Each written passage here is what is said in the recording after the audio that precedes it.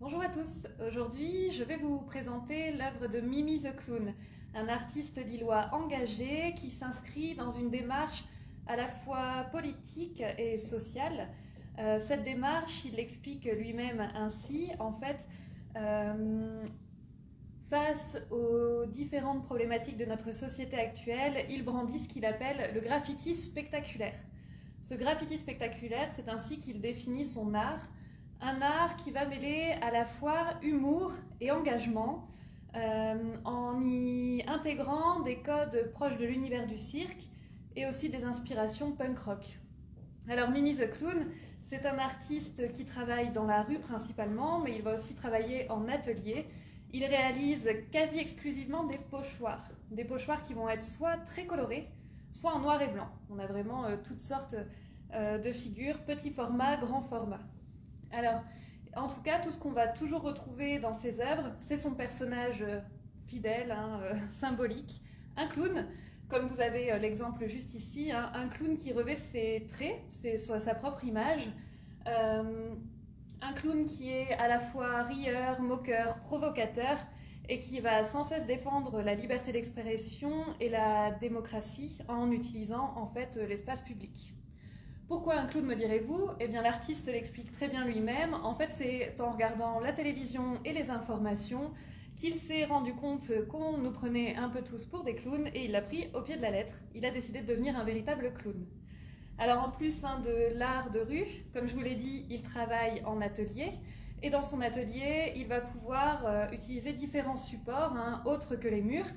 Donc, ça va être de la toile, des affiches ou des sérigraphies, par exemple.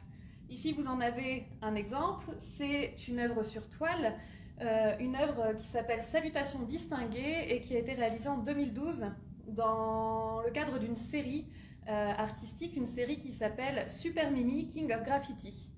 Dans cette série, en fait, il met en scène le personnage de Super Mimi, qui est un personnage qui se présente à chaque élection et selon lui, qui les gagne à chaque fois. Pourquoi? Eh bien parce que sa promesse de campagne, c'est qu'il ne va rien faire du tout. Et contrairement aux autres candidats, lui, voilà, il le dit clairement.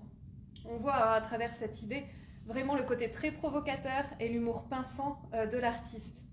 Alors sur cette œuvre, donc Salutations distinguées, je vous l'ai dit, c'est une œuvre sur toile qui a été travaillée à la base au fond à l'acrylique. On voit une succession de traits rouges et bleus, vraiment à la toute première couche de la composition. Ça rappelle quelque peu le drapeau anglais qui a été notamment détourné par la culture punk. On retrouve cette thématique. Et puis sur ces diagonales rouge et bleu, on a des éléments de matière et de motifs très présents. On va avoir du jaune sous forme de graffiti, un grand espace blanc à l'arrière du personnage. Et puis vous avez quelques touches de vert et aussi de noir. Voilà, ça mêle vraiment des sortes de graffitis, de tags qu'on va retrouver sur le fond de la toile. À tout ça, vous ajoutez de l'écrit. Il y a des mots qui apparaissent un peu partout. Par exemple, ici, vous avez le mot crise. Là, vous avez Facebook. Ici, le No Future qui va aussi avec la culture punk. Et puis, Mimi the Clown que l'on retrouve en un peu plus fin à l'arrière. Et sur cet ensemble, ce fond déjà très riche, eh bien, on retrouve la figure de Super Mimi qui a été réalisée au pochoir.